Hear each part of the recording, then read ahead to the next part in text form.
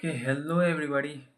सो मेरा आज कंप्लीट हो गया। ये देखो, डिटर्मिनेंट्स कंप्लीट कर लिया मैंने। और सॉरी सॉरी, यहाँ पे मैंने मार्क करना भूल गया।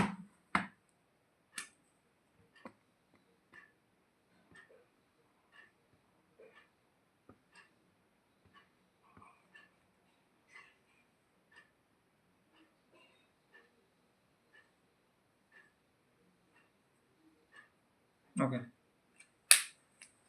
हाँ, ओह शिट, ये देखो, डिटर्मिनेंट्स मैंने कंप्लीट कर लिया। फिर एप्लीकेशन ऑफ डेरिवेटिव्स मैंने कंप्लीट कर लिया। फिर डिफरेंशियल इक्वेशन मैंने कंप्लीट कर लिया। इलेक्ट्रोमैग्नेटिक इंडक्शन मैंने अभी अभी कंप्लीट किया। डिफरेंशियल इक्वेशन जो है वो मुझे, क्योंकि इंटीग्रेशन नहीं आता है, तो मैंने बेसिक कर लिया है। डिग्री ऑर्डर इन सब के बारे में मैंने सीख लिया। फिर जो मेथड्स होते हैं जिससे डिफरेंशियल इक्वेशंस को सॉल्व किए जाते हैं, जैसे कि सेपरेशन मेथड, फिर आ जाता है होमोजीनियस वाला मेथड, और उसके बाद लीनियर वाला मेथड, वो सब मैंने बेसिक सीख लिए हैं। वो एग्जाम के आगे रिवाइज कर दूंगा।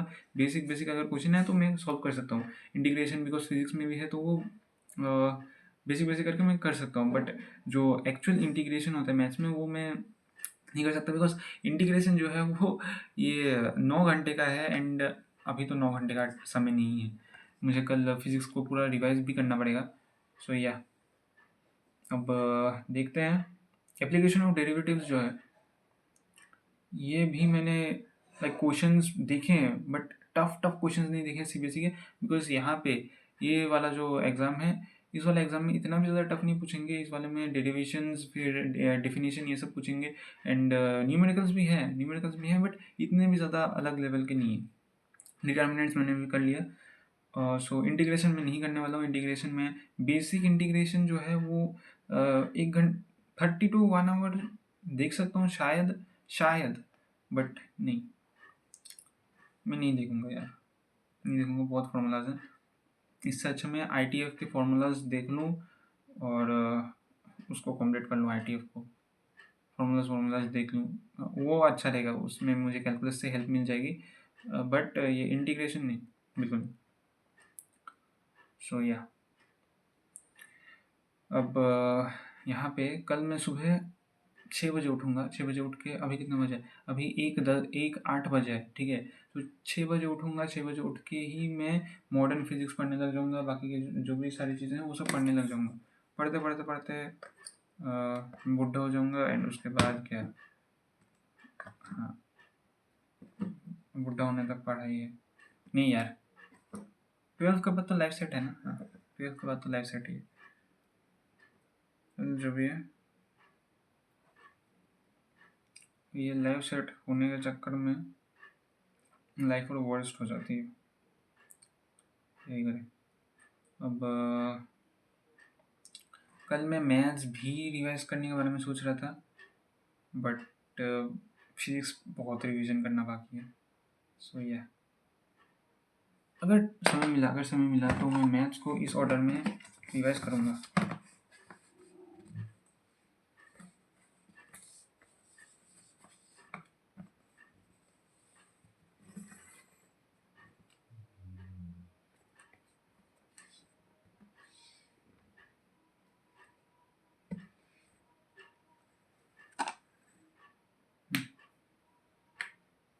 हो गया।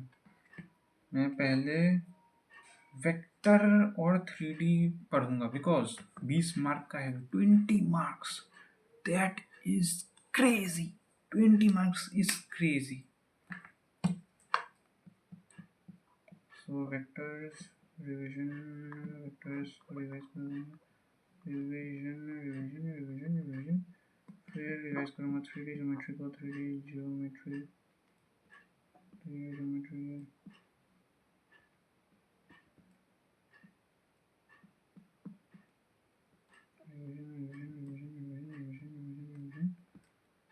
फिर करूँगा किसको, फिर अलजेब्रा 14 मार्क्स का है। फिर करूँगा मैट्रिसेस रिवीजन।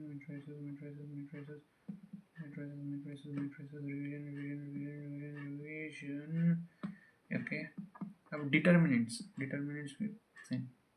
हाँ, डिटर्मिनेंट्स करूँगा। डिटर्मिनेंट्स की प्रॉपर्टीज मुझे थोड़ी याद है, देखते हैं याद है। डिटर्मिनेंट्स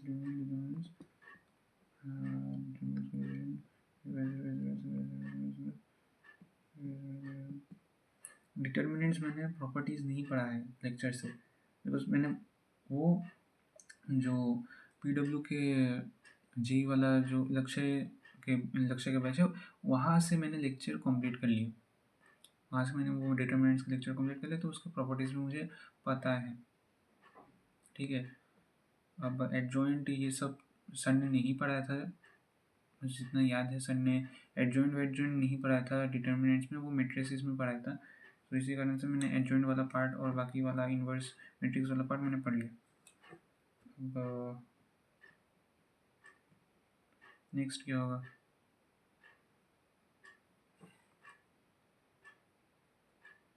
प्रोबेबिलिटी, मॉडर्न फिजिक्स और ऑप्टिक्स पढ़ने के बाद मैं वेक्टर्स और 3D ज्योमेट्री पढ़ लूँगा। ऑप्टिक्स पढ़ने में मैं वेक्टर्स पढ़ूँगा, फिर नहीं, मॉडर्न फिजिक्स पढ़ने के बाद मैं वेक्टर्स पढ़ूँगा, ऑप्टिक्स पढ़ने के बाद फिर 3D ज्योमेट्री पढ़ लूँगा। नहीं, बहुत हेक्टिक हो जाएगा। मॉडर्न फिजिक्स और ऑप्टिक्स पढ़ने के बाद मैं वेक्टर्स पढ़ूँगा और 3D ज्योमेट्री में थोड़ा थोड़ा। उसके बाद करंट इलेक्ट्रिसिटी में मैं थोड़ा और 3D ज्योमेट्री पढ़ लूँगा, एंड फिर मैट्रिसेस में पढ़ूँगा। उसके बाद सेमीकंडक्टर्स पढ़ने के बाद मैं डिटर्मिनेंट्स मैं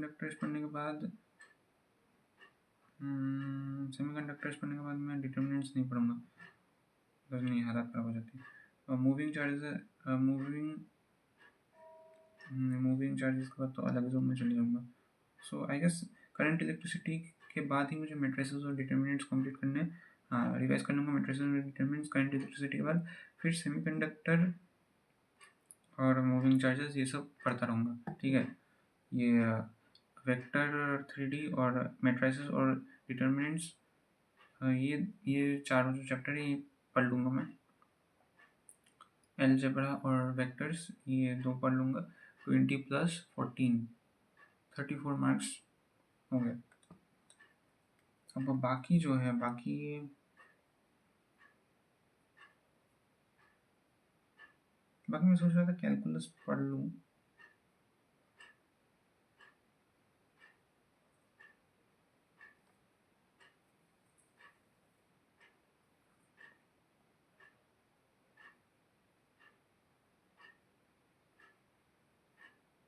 बाकी ठीक है, मैं फिर रिलेशन एंड फंक्शन पढ़ूँगा,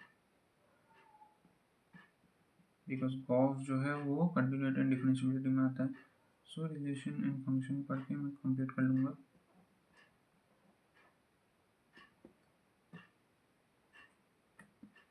रिवीजन, फिर कंटिन्यूटी एंड डिफरेंशियबिलिटी,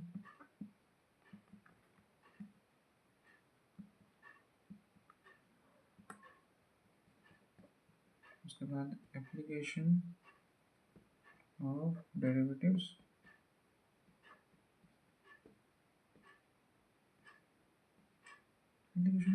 के बाद क्या था?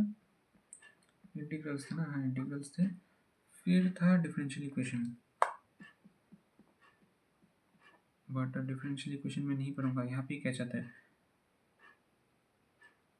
डिफरेंशियल इक्वेशन मुझे बहुत अच्छे से याद है उसका, सो मैं प्रोबेबिलिटी पढ़ूंगा, बिकॉज फर्स्ट में मुझे लगा था प्रोबेबिलिटी इजी है, बिकॉज क्योंकि वो क्या सैंपल स्पेस आ रहा है, क्या ये लाइक इजी डेफिनेशंस आ रहे थे उसमें, ठीक है। तो मैंने सोचा कि हाँ भाई ये तो इजी है, बट फिर जब सेट्स का वो जो वेन डायग्राम वो सब आने लगा ना, और फॉर्मूलाज आने, ओ भाई दिमाग घूम गया मेरा।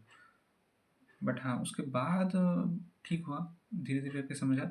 बट ये वेन डायग्राम पहले का जो पोर्शन है ना, ये सेट्स का आना है, फॉर्मूलाज, मैं बिल्कुल नहीं, तो इसी कारण से मुझे प्रोबेबिलिटी अच्छे से रिवाइज करना पड़ेगा।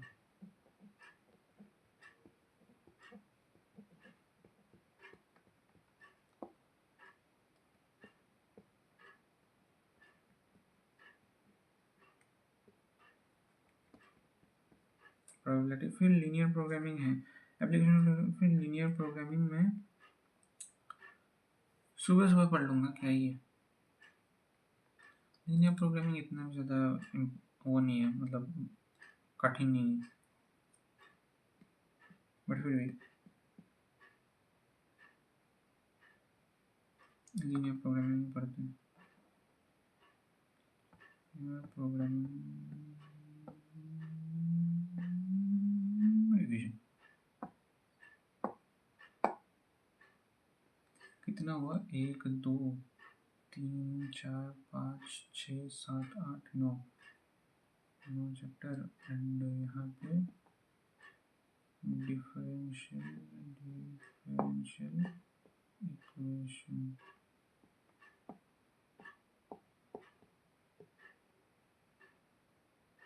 तो तुम बोलोगे भाई इतना सब कुछ रिवाइज कर पाएगा, देखते हैं भाई, देखने में क्या जाता है, देखने में क्या जाता है, करने में क्या जाता है, ट्राइट। वैसे भी मैंने सोच ही लिया था कि मैं नहीं पढ़ने वाला हूँ भाई, मैं हालत ख़राब हो गई है, ये बोर्ड्स प्री बोर्ड्स आ गए हैं, बट प्री बोर्ड्स में तो मार्क्स मैटर नहीं करे, तो मैंने सोच ही लिया था पहले कि हाँ भाई नहीं पढ़ूँगा, बट फिर मेरे दिमाग में चेंज आया कि पढ़ना है, इवन इफ मैं अच्छा स्कोर नहीं कर पाया फिर भी मुझे पढ़ना है, ताकि मैं प्रूव कर सकूँ खुद को कि मैं भी अच्छे मार्क्स ला सकता हूँ, मैं भी अच्छा कर सकता हूँ। इसलिए मैं ट्राई कर रहा हूँ। हारने के लिए कुछ भी नहीं है, बट अगर जीत जाओगे तो तुम्हें सब कुछ मिल जाएगा।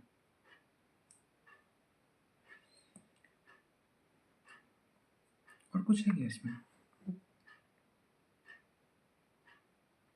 फर्स्ट में आता है रिलेशनल फंक्शन, फिर ITF तो नहीं बड़ा, ITF फिर आता है, हाँ रिलेशन फंक्शन के बाद में ITF का फॉर्मूला देखने लग जाऊंगा, फिर आता है ITF, उसके बाद मैट्रिसेस आता है, फिर डिटरमिनेंट्स आता है, फिर कंटिन्यूटी, उसके बाद application of derivatives, continuity and differential,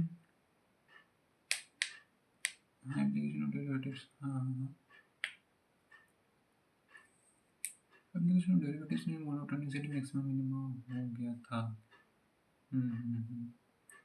फिर इंटीग्रेशन, उसके बाद डिफरेंशियल इक्वेशंस, तीनों प्रोग्रामिंग हो गया है, प्रोबेबिलिटी भी लिख दिया मैंने, इन्वर्शन नहीं की, वेक्टर वेक्टर 3 सब कुछ लिख दिया है, कंप्लीट करेगा आपका बाबू, ठीक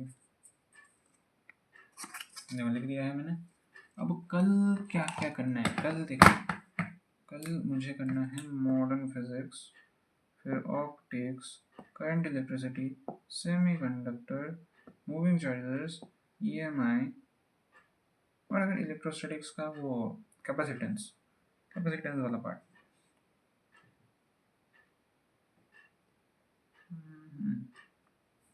इलेक्ट्रोस्टैटिक्स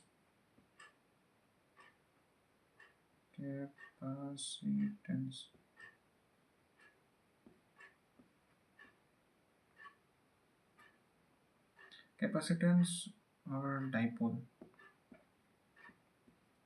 बिकॉज पोटेंशियल जो है वो मेरा होके रखा, मैं सुबह वो रिवाइज कर सकता हूँ, बट अगर इतना टाइम बचा भी,